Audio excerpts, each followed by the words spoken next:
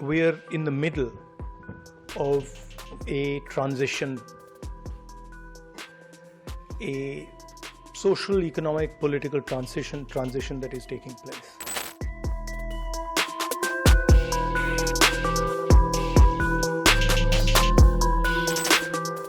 And to an extent, India have handed over production to the Chinese.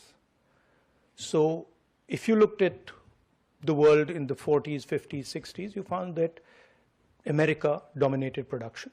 And then later, Germany, Italy, Japan, Korea dominated production.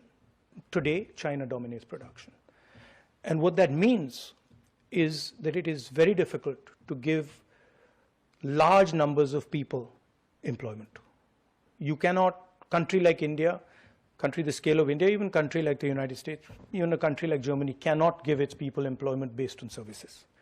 You have to have a production economy, you have to have manufacturing, and we have handed all that to the Chinese. So the next big question is, in this transition, how do democracies produce? China has shown the world that you can produce in a non-democratic environment. We have to prove to the world that actually you can produce in a democratic environment. So what are the models that are required? How do you think about production in a democratic environment?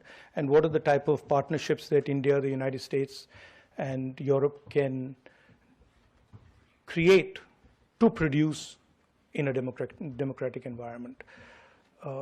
My view is that it will become very difficult for democracy to sustain itself if we are not able to produce, because you will simply not be able to give the requisite amount of jobs that you need to create a balanced system.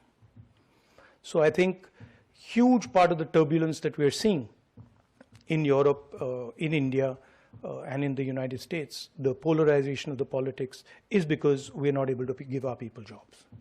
And that's happening because we have basically said, China, you produce for the world.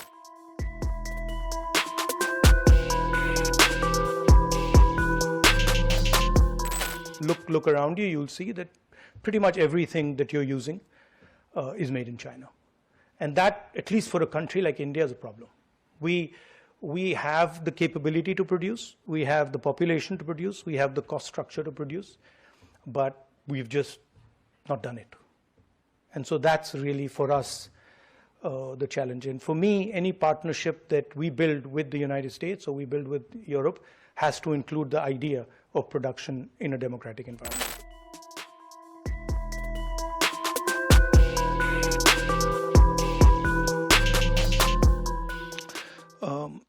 On the question of jobs, there is only one way that you can produce jobs at scale for a country like India, and that is manufacturing, right? And what we've done in India and what the BJP has done, they've completely disincentivized manufacturing. When they concentrate power into the hands of, 3 or 4 oligarchs, the Ambanis and Adanis of the world, these are not guys who are interested in manufacturing. If you look at what they do, they're trading companies, they're not producing companies, right? And essentially, most of them are selling Chinese product in India.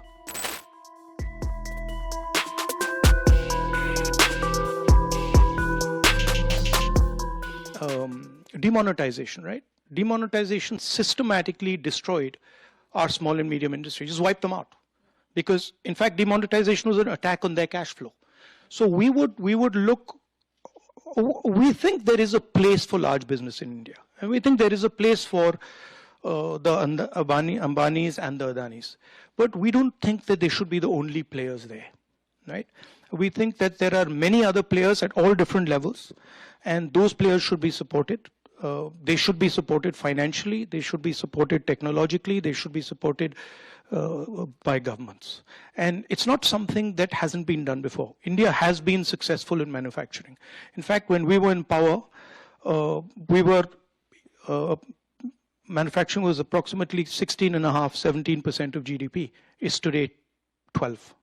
So we've had a decline in the last 10 years in our manufacturing ability. So that's what we do.